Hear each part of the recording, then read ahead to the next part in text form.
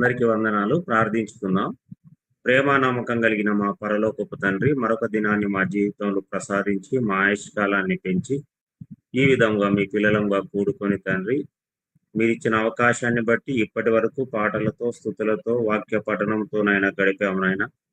ఇప్పుడు మీ యొక్క దివి నుండి దిగి వచ్చిన దివ్య వాక్యమును నేర్చుకుని మా జీవితాలు సరిచేసుకొని నాయనా నిరంతరము మీ సన్నిధిలోనైనా మీ కృపలో దాచపడి మీరున్న లోకానికి చేరే భాగ్యాన్ని మాకు దయచేస్తారని నమ్ముతూ నాయనా ఇప్పుడు మీ యొక్క వాక్యం పంచుకొనుచున్నగా సమయోచితమైన జ్ఞానము నాకు దయచేయమని కోరుకుంటూ ఈ ప్రార్థన మీ ప్రియ కుమారుడు లోక రక్షకుడు మా ప్రభు అయిన యేసుక్రీస్తు వారి శ్రేష్టమైన ఉన్నతమైన దివ్యమైన నామంలోని మీకు సమర్పించి వేడుకుంటున్నాను పరమ తండ్రి. ఆమీన్. ప్రియమైన జీవం గల దేవుని సంగమా, మీ అందరికీ పేరు పేరున మన ప్రభు అయిన యేసుక్రీస్తు వారి శ్రేష్టమైన ఉన్నతమైన నామంలోనే శుభములు వందనములు తెలియజేసుకుంటున్నాను. ఈరోజు చక్కటి అంశాన్ని నేర్చుకుందాం.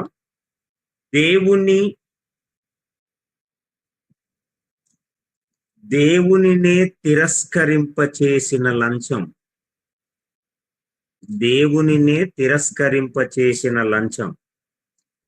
ఈరోజు చక్కటి అంశాన్ని నేర్చుకుందాం ప్రియులారా.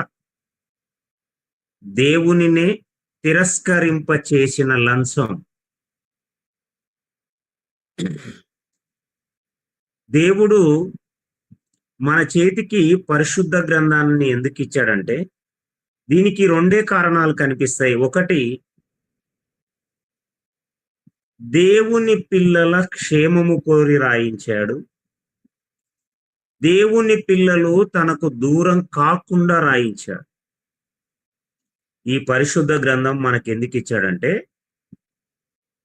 దేవుని పిల్లల క్షేమము కోరి రాయించాడు. దేవుని పిల్లలు తన నుండి దూరము కాకుండా రాయించాడు. ఈ రెండే మనము జ్ఞాపకం ఉంచుకోవాలి. దేవుని పిల్లలు క్షేమంగా ఉంటే దేవునికి దూరం కాదు. దేవుని పిల్లలు మేలుకోరి, దేవుని పిల్లల మేలుకోరి ఎందుకు రాయించాడంటే కావలసిన జాగ్రత్తలు దేవుడిచ్చిన ఈ ఆయుష్కాలంలో దేవుని నుండి తప్పిపోకూడదు అంటే దేవుడు ఏవి రాయించాడో వాటిని పాటించాలని, వాటిని అనుసరించి దేవుడున్న లోకానికి మళ్ళీ చేరాలని దేవుడు ఈ పరిశుద్ధ గ్రంథాన్ని మన చేతికి ఇచ్చాడు ప్రియులరా. అందుకే దేవుడు ఈ గ్రంథాన్ని ఎలా రాశాడంటే భూత భవిష్యత్తు వర్తమాన కాలాలను ఉద్దేశించి రాశాడు. భూత భవిష్యత్తు వర్తమాన కాలాలను ఉద్దేశించి రాయించాడు. అంటే దేవుని పిల్లలు నిరంతరము దేవునిని ఉద్దేశించి దేవుని యొక్క గ్రంథాన్ని చదువుతూ దేవునిలో బ్రతుకుతూ దేవుని కోసమే బ్రతుకుతూ దేవుని చేరాలన్నదే దేవుని ఆశ, అత్యాశ.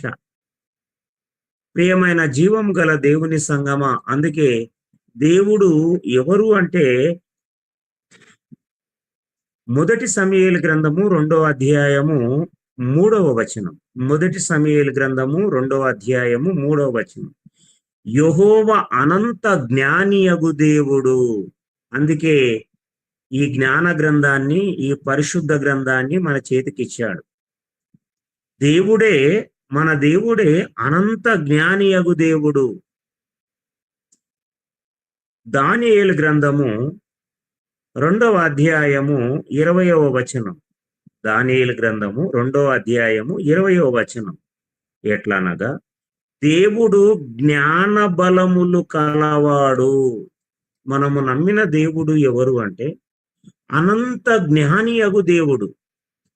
మనము నమ్మిన దేవుడు ఎవరు అంటే జ్ఞాన బలములు గల దేవుడు. కీర్తనలు 147వ సంకీర్తన 147వ సంకీర్తన 5వ వచనం. మన ప్రభువు గొప్పవాడు, ఆయన అధిక శక్తి గలవాడు, ఆయన జ్ఞానమునకు మితి లేదు. ప్రియమైన జీవం గల దేవుని సంగమా, ఆలోచించండి. మనము నమ్మిన దేవుడు అనంత జ్ఞాని అగు దేవుడు. మనము నమ్మిన దేవుడు జ్ఞాన బలములు గల దేవుడు. మనము నమ్మిన దేవుడు మనం నమ్మిన దేవుని జ్ఞానమునకు మితి లేదు. యెషయా గ్రంథము 40వ అధ్యాయము 28వ వచనం. యెషయా గ్రంథము 40వ అధ్యాయము 28వ వచనం చివరి మాట, ఆయన జ్ఞానమును శోధించుట అసాధ్యము. ఎవరి జ్ఞానమును? మనము నమ్మిన దేవుని జ్ఞానమును శోధించుట అసాధ్యము. ఎందుకంటే సామెతలు 2వ అధ్యాయము 6వ వచనం, యెహోవాయే జ్ఞానమిచ్చువాడు, తెలివియు వివేచనయు ఆయన నోట నుండి వచ్చును. అందుకే దేవుడే జ్ఞానం ఇచ్చేటప్పుడు దేవుని జ్ఞానాన్ని మనం శోధించలేం ప్రియులారా. అందుకే మనము నమ్మిన దేవుడు అనంత జ్ఞాని అగు దేవుడు.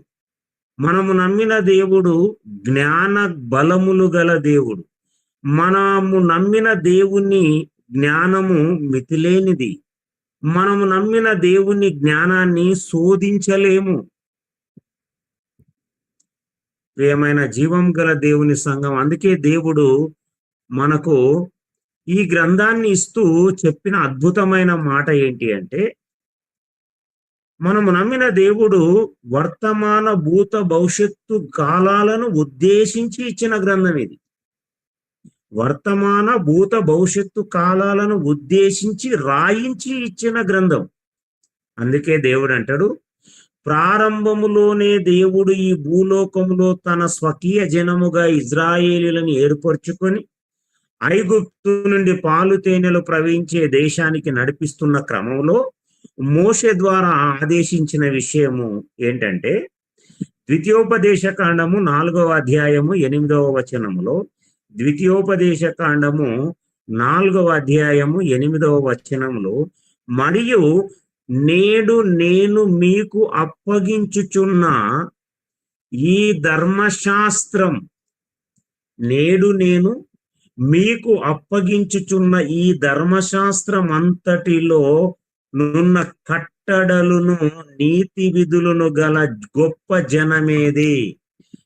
మనకు దేవుడు తన పిల్లలకిచ్చిన ఈ ధర్మశాస్త్ర గ్రంథము, ఈ పరిశుద్ధ గ్రంథములో దేవుడు ఇచ్చిన విధులు కాని కట్టడలు గాని ఇలాంటి కలిగి ఉన్న గ్రంథము గాని, నీతి విధులు న్యాయ విధులు కట్టడలు గల ఇలాంటి గ్రంథము ఈ భూమి మీద ఎవరి చేతిలో లేదంట ప్రియులారా.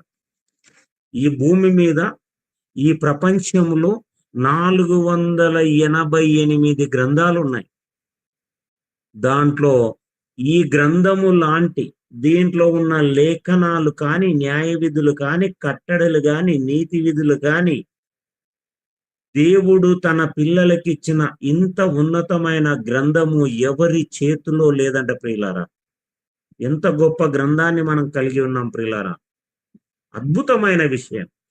ప్రియమైన జీవం గల దేవుని సంఘం, అంటే దేవుడు ప్రారంభములోనే తన పరిశుద్ధ గ్రంథాన్ని దేవుడు తన పిల్లలకి ఇస్తూ చెప్పిన మాటలు ఏంటంటే, ఈ గ్రంథములో ఉన్న మాటలు మీరు చదివితే, మీరు అనుసరిస్తే మిమ్మల్ని చూచే జనం అనుకుంటారంట, అబ్బా వీళ్ళు జ్ఞాన వివేకములు గల జనము అనుకుంటారంట ప్రియులారా.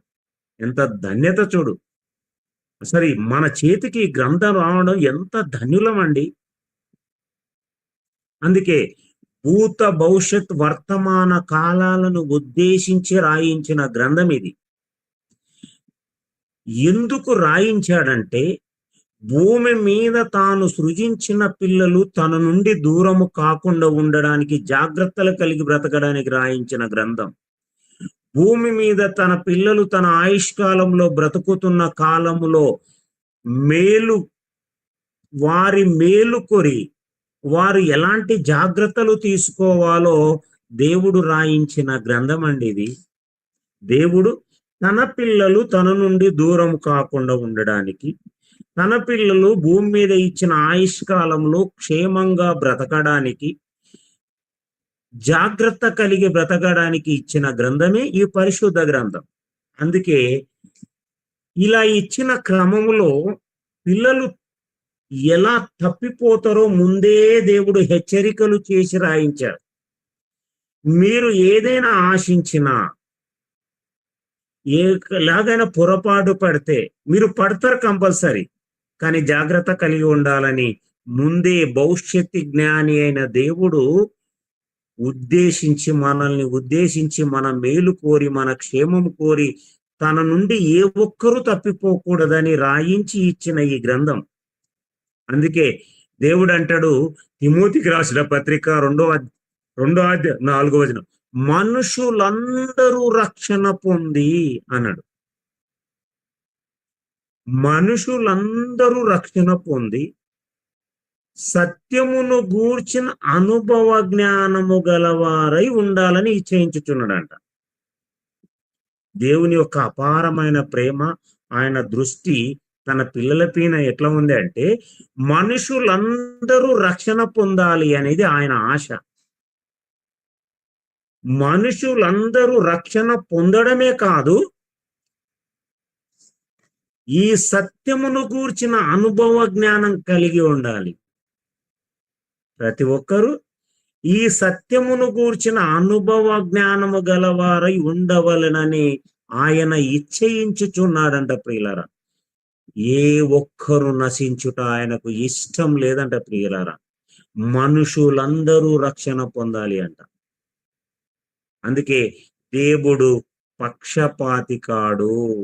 అపోస్తల కార్యం 10వ అధ్యాయము 34 35 చదివితే, దేవుడు పక్షపాతి కాడని నేను అనుకొనుచున్నాను. ఎందుకంటే ప్రతి జనములోనూ తనకు భయపడు వారి ఎదుట ఆయన కృపచూపు వాడై ఉన్నాడు. ప్రియులారా, ప్రియమైన జీవం గల దేవుని సంగమా, ఎంత గొప్ప ఉన్నతమైన గ్రంథం మన చేతిలో ఉందంటే మనం ఎంత ధన్యులమో చూడండి.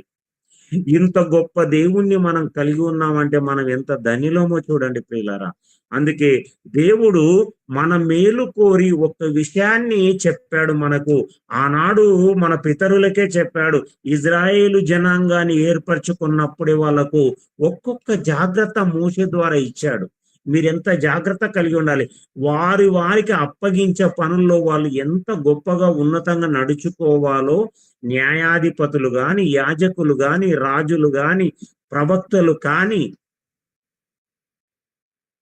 దైవజనులు గాని, సేవకులు గాని ఎలా నడుచుకోవాలో వారికి నిర్ణయించిన విధిని వాళ్ళకు చక్కగా రాయించాడు ఈ గ్రంథంలో. ఎందుకంటే తప్పిపోతారని. ప్రియమైన జీవం గల దేవుని సంగమా, ఇంత చక్కగా చెప్పుతే కొందరు దేవుని మాటకు చెవి యొగ్గక దేవుణ్ణి తిరస్కరించడం వల్ల, దేవుని మాటను తిరస్కరించడం వల్ల దేవుణ్ణే తిరస్కరించే పరిస్థితులు ఎదురైనాయి ప్రియులారా. ఒకసారి చదువుకుందాం. లంచం. ఈరోజు అంశము లంచం. ఈరోజు అంశం పేరు లంచం. ఈ లంచమే దేవుని పిల్లలే దేవుణ్ణి తిరస్కరించే స్థితిలోకి తీసుకొచ్చింది ఈ లంచం. అందుకే దేవుడు ముందు జాగ్రత్తగా మనం తప్పిపోకూడదని రాయించినా తప్పిపోయేటట్లు చేసిందే లంచం. ఒకసారి చదువుకుందాం. ద్వితీయోపదేశ కాండము. దేవుడు తన పిల్లలకు ముందు జాగ్రత్తగా ఇచ్చిన మాటలు ఎంత అద్భుతంగా ఉన్నాయో. ద్వితీయోపదేశ కాండం 10వ అధ్యాయం 7వ వచనం 2వ మాట. దేవుడు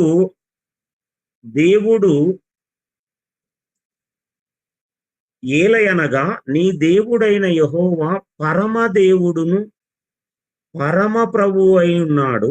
ఆయనే మహాదేవుడు, పరాక్రమవంతుడు, భయంకరుడైన దేవుడు. ఆయన నరుల ముఖమును లక్ష్య పెట్టనివాడు, లంచము పుచ్చుకొననివాడు. ఫస్ట్ తన క్వాలిఫికేషన్ చెప్తున్నాడు, ఎలాంటి వాడు, తన క్యారెక్టర్ ఎలాంటిదో చెప్తున్నాడు. ఆయన లంచము పుచ్చుకొననివాడు. రెండవ దినవృత్తాంతముల గ్రంథము 19వ అధ్యాయం 6-7 వచనాలు. రెండవ దినవృత్తాంతముల గ్రంథము 19వ అధ్యాయము 6-7 వచనాలు. 7వ వచనములో రెండవ మాట తీసుకుంటున్నాను ప్రియులారా. మన దేవుడైన యెహోవాయందు దౌష్ట్యము లేదు, ఆయన పక్షపాతి కాడు, ఆయన పక్షపాతి కాడు, లంచము పుచ్చుకొనువాడు కాడు. మన దేవుడు ఎవరు? లంచము పుచ్చుకొను దేవుడు కాడు. ఫస్ట్ తన క్యారెక్టర్ ని తన పిల్లలకు తెలియజేశాడు. తన బయోడాటాని బైబిల్లో మొదటిగా తన ఏర్పరచుకున్న పిల్లలకు చెప్పాడు. తన ఎలాంటి వాడు చెప్పాడు ప్రియులారా. ఆ తర్వాత మనం ఎలాగ ఉండాలో కూడా చెప్పాడు. అదే బైబిల్ మొత్తం సారాంశం ఏంటి అంటే, తన పిల్లలు తన నుండి తప్పిపోకూడదు, తన పిల్లలు క్షేమంగా బ్రతకాలని, భూమి మీద దీర్ఘాయుష్మంతులు అవ్వాలని దేవుడు మన జాగ్రత్త కోసం రాసి ఇచ్చిన ఈ గ్రంథం. ఇలాంటి గ్రంథం ప్రపంచంలో ఎవరి చేతుల్లో లేదు, తన పిల్లల చేతుల్లో తప్ప.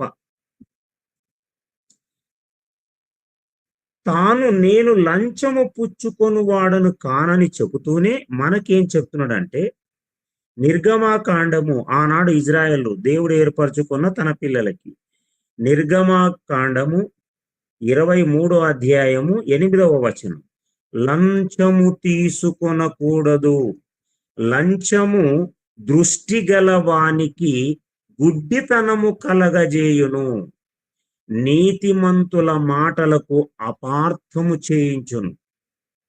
లంచం ఎంత భయంకరము అంటే, దృష్టి గలవానికి గుడ్డితనం కలగజేస్తుంది ఈ లంచం. నీతిమంతుల మాటలకు అపార్థము చేయించునంట. ద్వితీయోపదేశకాండం 16వ అధ్యాయము 19వ వచనం. ద్వితీయోపదేశకాండము 16వ అధ్యాయము 19వ వచనం. నీవు న్యాయము తప్పి తీర్పు తీర్చకూడదు, పక్షపాతము చేయకూడదు, లంచము పుచ్చుకొనకూడదు. ఏలయనగా లంచము జ్ఞానుల కన్నులకు గ్రుడ్డితనము కలగజేయును, నీతిమంతుల మాటలకు అపార్థము పుట్టించును. ఈ లంచము వలన నీవు న్యాయాన్ని తప్పకూడదు, ఈ లంచం వలన పక్షపాతము చూపకూడదు. ఈ లంచం అనేది జ్ఞానుల కన్నులకు గ్రుడ్డితనము కలగజేస్తుందంట ప్రియులారా.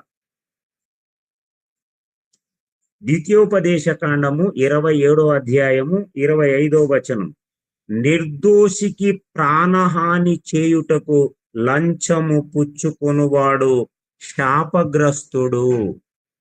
నిర్దోషికి ప్రాణహాని చేయుటకు లంచము పుచ్చుకొనువాడు శాపగ్రస్తుడు.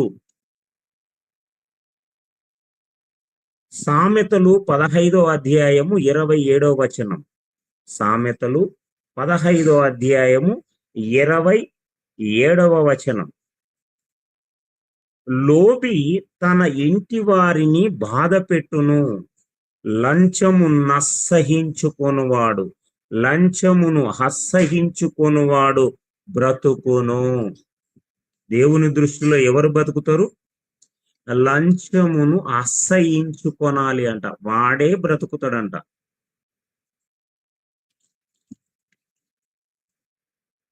సామెతలు 17వ అధ్యాయము 8వ వచనం. సామెతలు 17వ అధ్యాయము 7వ వచనం. లంచము దృష్టికి మాణిక్యం వలె ఉంటదంట. లంచము మన కను దృష్టికి ఎలా ఉంటదంట? మాణిక్యం, వజ్ర వైడూర్యాల వలె కనిపిస్తుందంట. పుక్కడికి వస్తుంది కదా, ఉచితంగా వస్తుంది కదండి.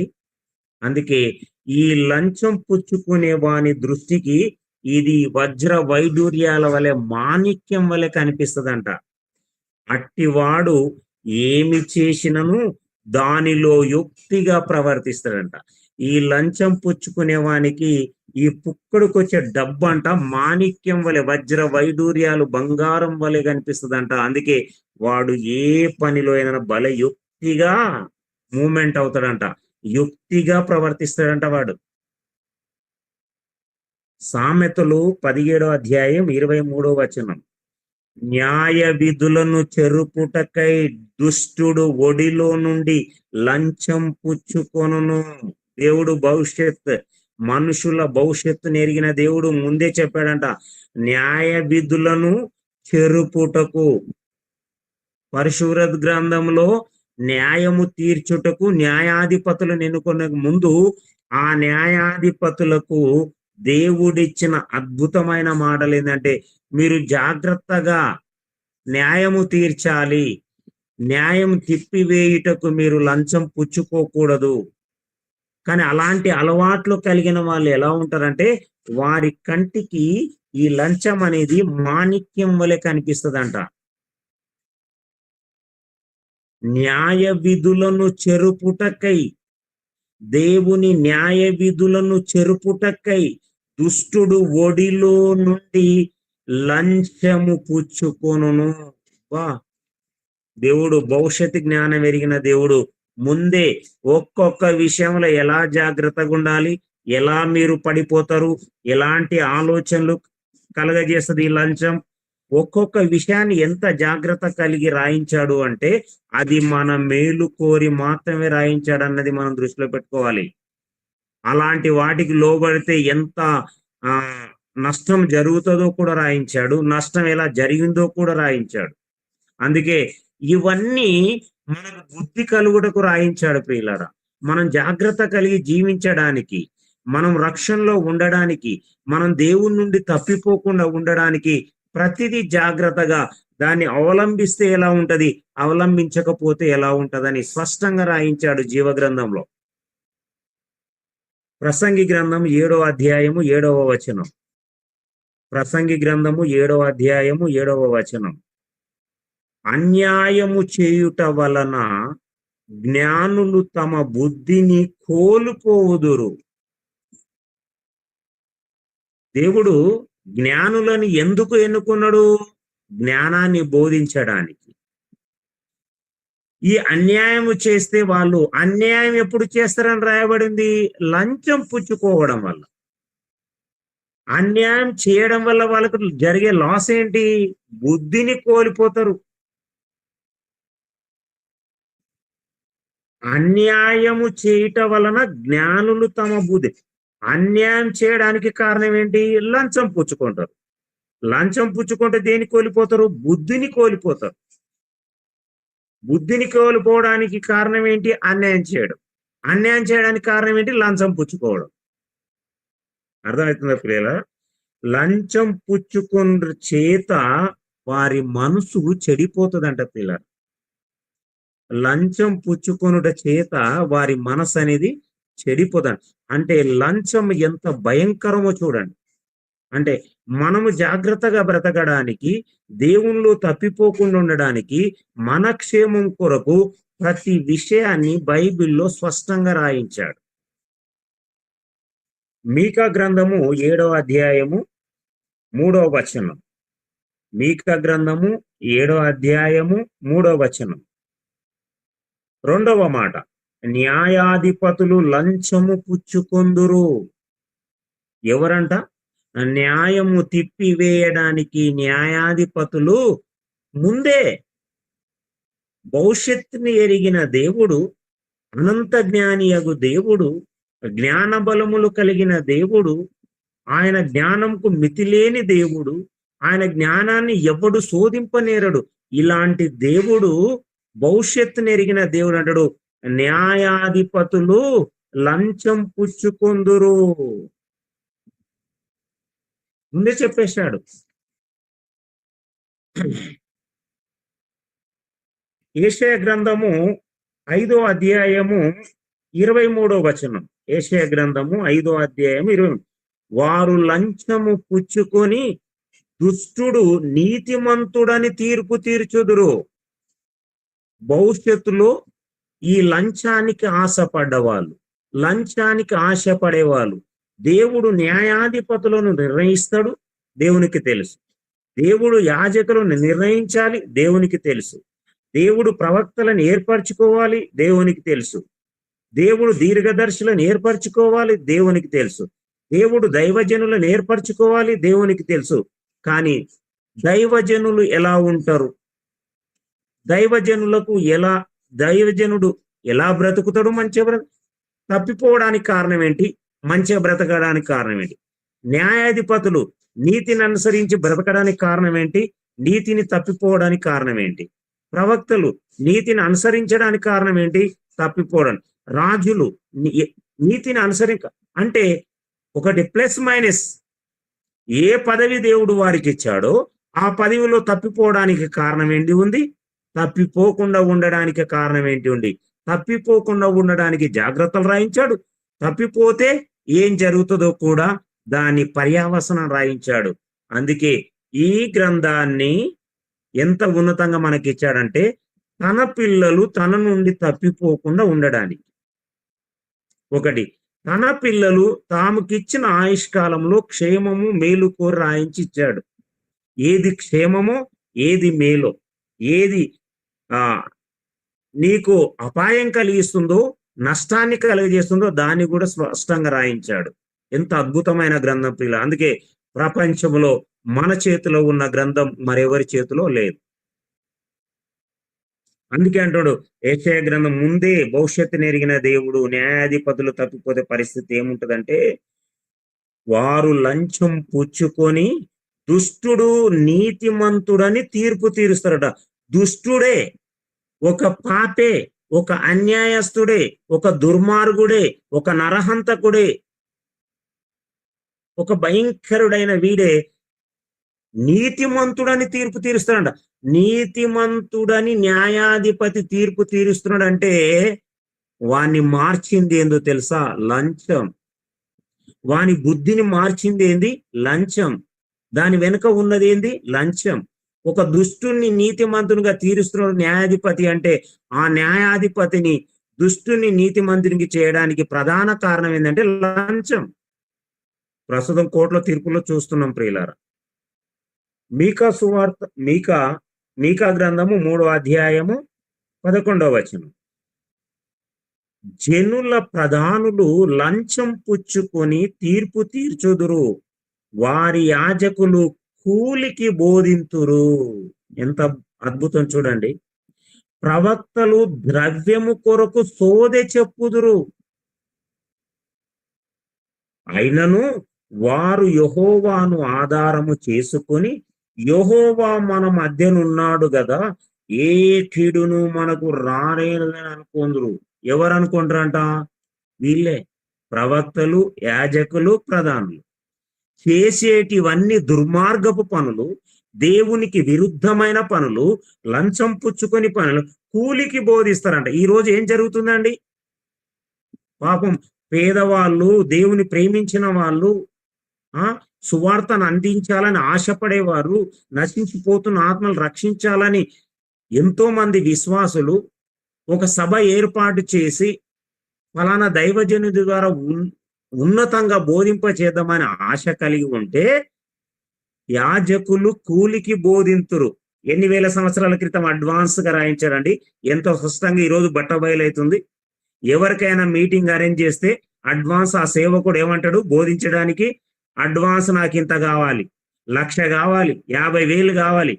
వేల సంవత్సరాల క్రితం రాయించాడండి దేవుడు, భవిష్యత్ జ్ఞాని. జనుల ప్రధానుల లంచం పుచ్చుకొని తీర్పు వారి యాజకులు కూలికి ఈ రోజు సేవకులకు ఏమి ఇవ్వాలి అంట? ఒక్కరోజు మీటింగ్ పెడితే ఏమి ఇవ్వాలంట? కూలి. కొన్ని వేల సంవత్సరాల క్రితం రాయించిన మాట ఎంత స్పష్టమో చూడండి. బ్రదర్, నా రిజర్వేషన్ కింద డబ్బు పంపు. ఒక్కరోజు బోధిస్తే 20,000, 25,000, 30,000. నా కారుకు డీజిల్ ఖర్చులు, పెట్రోల్ ఖర్చులు, లేకపోతే ఫ్లైట్ ఖర్చులు, లార్జ్ ఖర్చులు, ఏసీ ఉంటేనే వస్తా. మినీ ప్రోగ్రామ్ రైలు డబ్బా అంతా రాసుకో. ఉదయం 10 ప్రకారాల టిఫిన్ కావాలి, మధ్యాహ్నం 10 నాన్ వెజ్ కావాలి, నైట్ కావాలి, అద్భుతమైన ఏసీ కావాలి. మీటింగ్లకు వస్తుంటే రెడ్ కార్పెట్ వేయాలి, లేడీస్ అందరూ దేవదూత వచ్చినట్లు ఆహ్వానించాలి, గులాబీ పూలేసి. దేవుడు ఎంత అడ్వాన్స్ రాయించాడండి. కొన్ని వేల సంవత్సరాల క్రితం యాజకులు కూలికి బోధింతురు అంట. మళ్ళీ ఇలాంటి వాళ్ళు ఎవరిని ఆధారం చేసుకుంటారంటే దేవుణ్ణి ఆధారం చేసుకొని మనకి ఏ కీడు జరగదంటారంట. ఎన్నిసార్లు గద్దించినను విననుల్లని వాడు హఠత్ మరణం చెందును. గుర్తుపెట్టుకోవాలి జాగ్రత్తగా సేవకులు, లంచం మీద ఆశపడేవాళ్ళు. కూలికి బోధించేవాడు ఎవడండి? లంచం అంటారు దాన్ని. నిన్ను గుర్తించి వాళ్ళే ఇస్తారండి. ఎందుకు అడ్వాన్స్ గానే రేటు చెప్తావు? కూలి గంటకింత అని. హెచ్కేల్ గ్రంథం 22వ అధ్యాయం 12-16 వచనాలు. హెచ్కేల్ గ్రంథం 22వ అధ్యాయం 12-16 వచనాలు. 12వ వచనం మొదటి వచనం మాటనే చదువుతాను. నన్ను మరిచిపోయి నరహత్యకై లంచము పుచ్చుకొని వారు నీలోనున్నారు. మనలోనే ఉన్నారంట, దేవుని పిల్లలలోనే. నన్ను మరిచిపోయి నరహత్యకై లంచము పుచ్చుకొని వారు నీలోనున్నారు. నిజంగా దేవుడు ఎంత అద్భుతంగా గ్రంథాన్ని రాయించాడండి. కొన్ని వేల సంవత్సరాలు భవిష్యత్తు నెరిగి పిల్లల మనసులో అపవాది ఎలా దోచుకుంటాడో ముందే జాగ్రత్తగా ఉండండ్రా నాయనా అని చెప్పాడండి. అందుకే ఈరోజు ప్రపంచంలో చూస్తుంటే ఎంత దారుణాలు ఉండే క్రైస్తవ్యంలోనే, దేవుని పిల్లలలోనే. మొదటి సమూయేలు గ్రంథం చూద్దాం. దేవుడు భవిష్యత్తు జ్ఞానాన్ని ఎరిగి జరగబోయేది చెప్పాడండి. న్యాయాధిపతులు ఎలా ఉండాలో, ప్రవక్తలు ఎలా ఉండాలో, దైవజనులు ఎలా ఉండాలో, దీర్ఘదర్శులు ఎలా ఉండాలో, యాజకులు ఎలా ఉండాలో, ప్రతి ఒక్కరికి వారి వారి క్రమ పద్ధతి నేర్పించాడు. ఈ ధర్మశాస్త్ర గ్రంథాన్ని పరిశుద్ధ క్రమ పద్ధతిలో, ఉపదేశ క్రమ పద్ధతిలో రాశాడంట. ఈ గ్రంథాన్ని మన చేతికి ఒక క్రమ పద్ధతిలో రాయించాడంటే ఈ గ్రంథాన్ని కూడా మనం బ్రతకడానికి, నడుచుకొనడానికి ఒక క్రమ పద్ధతిలో రాయించాడంటే ఈ పరిశుద్ధ గ్రంథాన్ని. అంటే మనం క్రమ పద్ధతిలో నడవకుండా అక్రమ పద్ధతిలో నడుస్తే ఎంత భయంకరమో కూడా రాయించాడు. నేను ఏ క్రమ పద్ధతిలో మీరు భూమి మీద బ్రతకాలో, క్రమాన్ని తప్పితే ఏమవుతుందో అన్ని స్పష్టంగా ఉంటాయండి బైబిల్లో. చూద్దాం. సమూయేలు గారు ఎవరో తెలుసా? ఆయన న్యాయాధిపతి. సమూయేలు గారు ఎవరండి? గొప్ప న్యాయాధిపతి. బాలునిగా ఉన్నప్పుడే దేవుడు ఎన్నుకున్నాడండి. ఆయన న్యాయాధిపతి, దైవజనుడు, యాజకుడు, దీర్ఘదర్శి, ప్రవక్త. ఎన్ని బిరుదులు ఉన్నాయి చూడు. సమూయేలు గారికి ఎన్ని బిరుదులు ఉన్నాయి? న్యాయాధిపతి, యాజకుడు, దైవజనుడు, దీర్ఘదర్శి, ఇంకా ప్రవక్త. 5 రెస్పాన్సిబిలిటీ పదవులు ఉన్నాయండి సమూయేలు గారికి. ఎంత గొప్ప సమూయేలు గారు వృద్ధుడయ్యేసరికి తను ఏం చేశాడో తెలుసా? అంటే ఇప్పుడు ముఖ్యమంత్రి అయిన తర్వాత తన కొడుకుని వంశపారంపర్యం. అలాగా తన పిల్లల్ని కూడా ఏం నియమించాడు తెలుసా? న్యాయాధిపతులుగా నియమించాడంట. సమూయేలు గ్రంథము మొదటి సమూయేలు గ్రంథం 8వ అధ్యాయం మొదటి 2 వచనాలు. సమూయేలు వృద్ధుడైనప్పుడు తన కుమారులను ఇజ్రాయేలీల మీద న్యాయాధిపతులుగా నియమించను. ఎంత గొప్ప వ్యక్తి అండి సమూయేలు గారు. సమూయేలు బాల్యము నుండి పండు వృద్ధాప్యం వరకు ఎంత ఉన్నతమైన స్థితిలో ఉన్నాడు తెలుసా దేవునిలో. అద్భుతమైన వ్యక్తి అండి. ఆయన ఎన్ని పదవులు రెస్పాన్సిబిలిటీ తీసుకున్నాడు తెలుసా? న్యాయాధిపతిగా ఉన్నాడు, యాజకునిగా ఉన్నాడు, దీర్ఘదర్శిగా ఉన్నాడు, ప్రవక్తగా ఉన్నాడు. అంటే 5 పదవులు ఉన్నాయి ఆయనకి. అంత రెస్పాన్సిబిలిటీ పర్సన్ దేవుణ్ణిలో. అద్భుతమైన వ్యక్తి ఆయన బ్రతుకు కూడా ఉన్నతంగా ఉంటది. అలాంటి ఈ సమూయేలు గారు తన 2 కుమారులను ముసలి వయసు అయినందుకు ఇజ్రాయేళ్ల మీద ఏం చేశాడంట? న్యాయాధిపతులుగా నియమించాడు. అతని జ్యేష్ఠ కుమారుని పేరు యాబేలు. అతని జ్యేష్ఠ కుమారుని పేరు యాబేలు, రెండవ వాని పేరు అబియా. యాబేలు, అబియా వీరు బహెర్షబాలో న్యాయాధిపతులుగా ఉండిరి. ఎక్కడ ఉన్నారు? బహెర్షబాలో న్యాయాధిపతులుగా ఉన్నారు. అతని కుమారులు అతని ప్రవర్తనను అనుసరింపక, ఎవరి ప్రవర్తనను? బాల్యము నుండి పండు వృద్ధాప్యం వరకు దేవునిలో 5 రెస్పాన్సిబిలిటీ డ్యూటీలు చేస్తూ ఎలా ఉన్నాడంట? అద్భుతమైన ప్రవర్తన కలిగి ఉన్నాడంట. తన తండ్రి ప్రవర్తనను అనుసరింపక ధనాపేక్షకులై లంచములు పుచ్చుకొని న్యాయమును త్రిప్పివేయగా. ఏం చేశారంట సమూయేలు కుమారులు ఇద్దరు? లంచములు పుచ్చుకొని న్యాయాన్ని తిప్పేశారంట. అప్పుడు ఇజ్రాయేలు జనాంగం అంతా రామాలో ఉన్న సమూయేలు ఇంటికి వెళ్ళారు. సమూయేలు ఎక్కడ ఉంటాడు? రామాలో ఉంటాడు.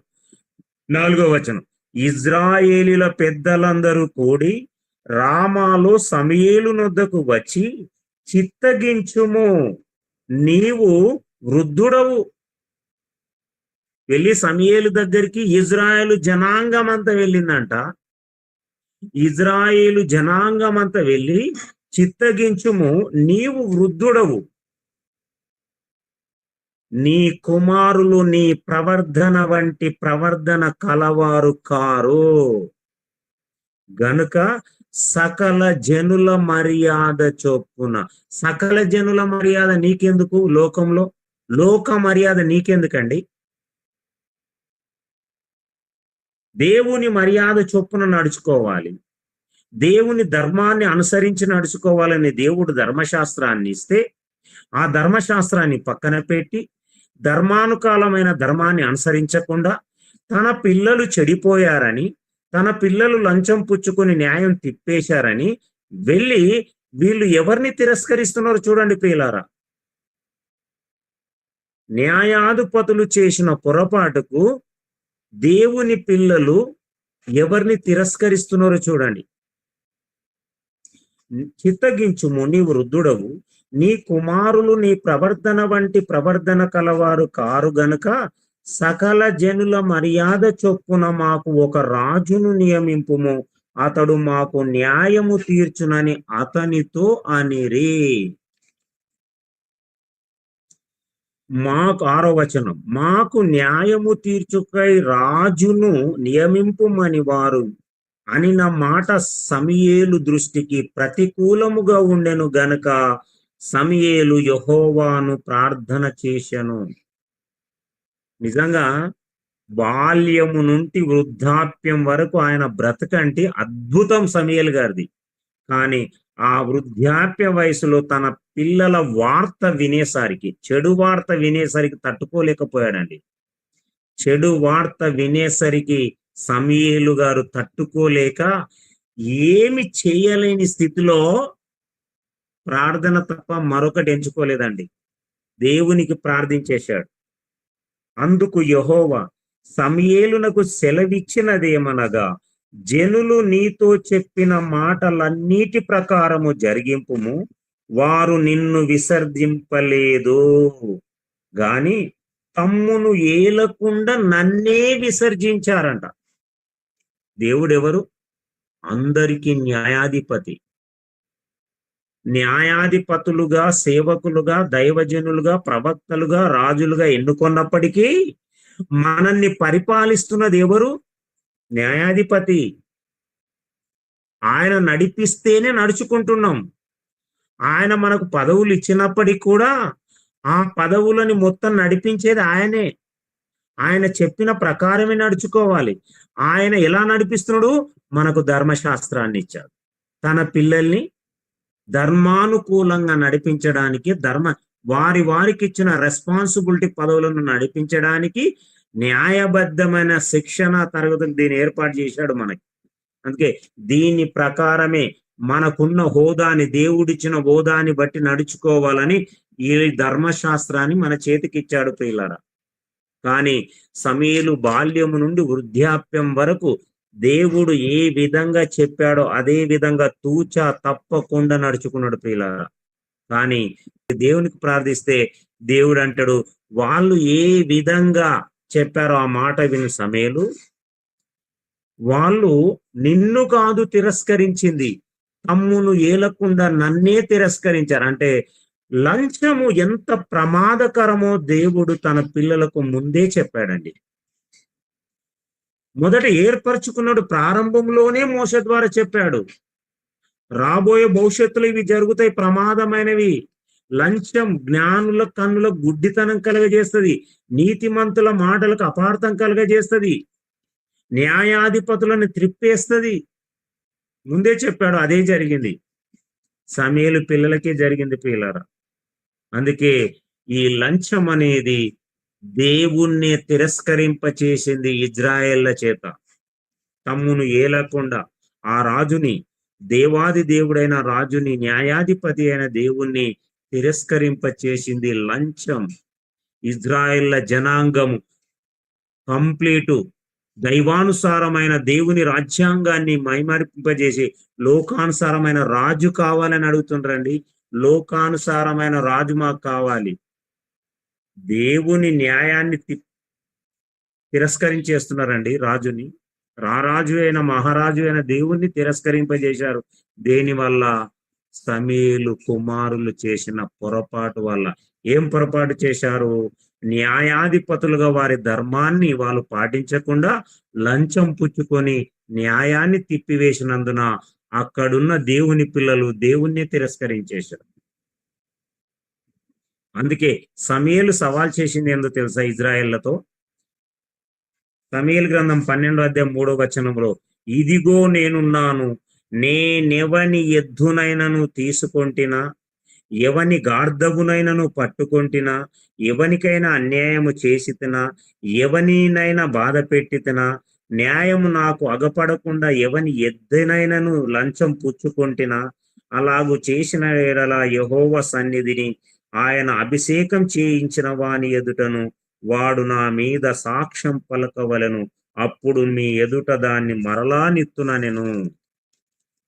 కానీ సమూయేలు సవాల్ చేశాడండి, నాలో లోపం ఉన్నదని మీలో కనుగొనవాడు ఎవడైనా ఉన్నాడా అని. సమూయేలు తర్వాత నూతన నిబంధనలో యేసుక్రీస్తు సవాల్ చేశాడు, నాలో పాపం ఉన్నదని మీలో ఎవడు నిరూపించగలడని.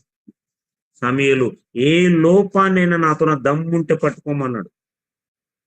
నీవు మాకు ఏ అన్యాయమైనను ఏ బాధ అయినను చేయలేదు, ఏ మనుషుని వద్దని గాని నీవు దేనినైనా తీసుకొనలేదని వారు చెప్పగా అతడు, అట్టిది ఏది నా యొద్ద ఏదియు మీకు దొరకదని యెహోవాయును ఆయన అభిషేకం చేయించిన వాడును ఈ దినమున మీ మీద సాక్షులై ఉన్నారు అని చెప్పినప్పుడు, సాక్షులే అన్నారు వాళ్ళు, నిజముగా ఏ తప్పు నీవు చేయలేదు అని.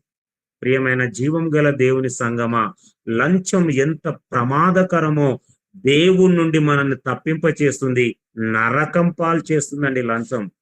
మన కన్నులకు గుడ్డిద మాణిక్యం వలె వజ్ర వైడూర్యాల పుక్కడికి వచ్చింది కదా, చెమటోర్చంది కదా లంచం. టేబుల్ల కింద తీసుకునేది కదా ప్రియులారా.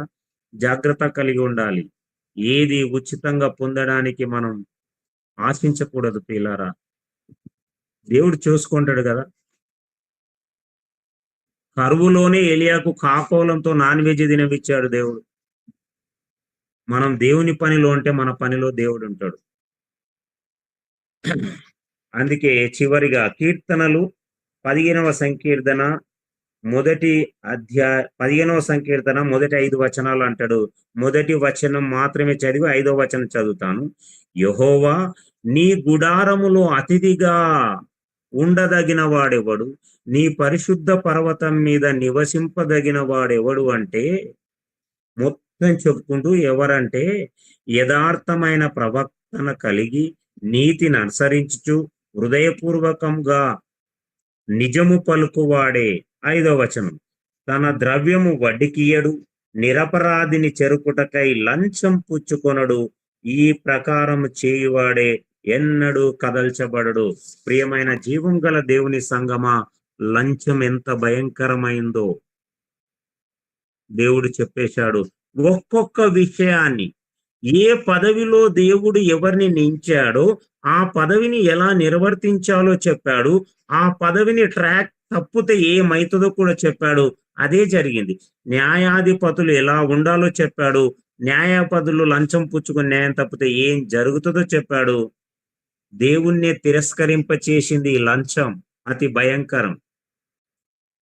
ఈనాటి అంశానికి దేవుడి ప్రాతినిధ్యం వచ్చి చక్కటి అంశాన్ని మనందరికి ఇచ్చినందుకు మనం మేలుకొని జాగ్రత్త కలిగి భూమి మీద బ్రతకాలని కోరుకుంటూ ఇట్టి అంశాన్ని బట్టి దేవాది దేవునికి స్తుతి స్తోత్రాలు చెల్లిస్తూ ముగించుకుంటున్నాను. ప్రార్థించుకుందాం.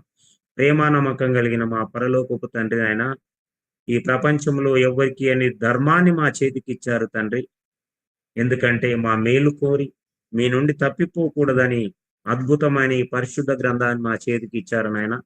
ఇట్టి గ్రంథాన్ని మేము చదివి ఆలోచించి ధ్యానించి నాయన నిరంతరము మీరు ఇచ్చిన జాగ్రత్తలను బట్టి నాయన మేము దాని ప్రకారం మేము నడుచుకొని నాయన మీ సన్నిధిలో నిరంతరం మేము కనిపించేలాగున, మీ గుడారంలో మేము నివసించేలాగున, మీ పర్వతం పైన మేము నివసించేలాగున నాయన, మీరున్న లోకానికి మేము చేరుకునేలాగున మాకు బుద్ధి కలుగుటకే, జ్ఞానం కలుగుటకే మీరు ఇచ్చిన ఈ ధర్మశాస్త్రాన్ని బట్టి నైనా, ఈ నిబంధనను బట్టి నైనా మేము అనుసరించి నడుచుకునే భాగ్యాన్ని దయచేయండి తండ్రి. ఆది కాండం నుండి ప్రకటన గ్రంథం వరకు నాయన మీరు ఒక క్రమ పద్ధతిలో రాయించిన ఈ ధర్మానుకూలమైన పరిశుద్ధ గ్రంథాన్ని మేము నిరంతరము అనుసరించి పరిశుద్ధులుగా జీవించిన ఆయన మిమ్మల్ని చూడాలంటే పరిశుద్ధత లేకుండా మిమ్మల్ని చూడలేము తండ్రి. పరిశుద్ధత అంటే మీ మాటను అనుసరించి నడుచుకొనుటే పరిశుద్ధత తండ్రి. మీ అందు భయభక్తులు కలిగి జీవించుటే పరిశుద్ధత తండ్రి. ఇటు చక్కటి అంశాన్ని మా అందరికి ఇచ్చినందుకు వేలాది స్తుతి స్తోత్రములు చెల్లిస్తూ ఈ ప్రార్థన మీ ప్రియ కుమారుడు లోక రక్షకుడు మా ప్రభు అయిన యేసుక్రీస్తు వారి శ్రేష్టమైన నామంలోనే మీకు సమర్పించి వేడుకుంటున్నాను పరమ తండ్రి. ఆమేన్. అందరికీ వందనాలు.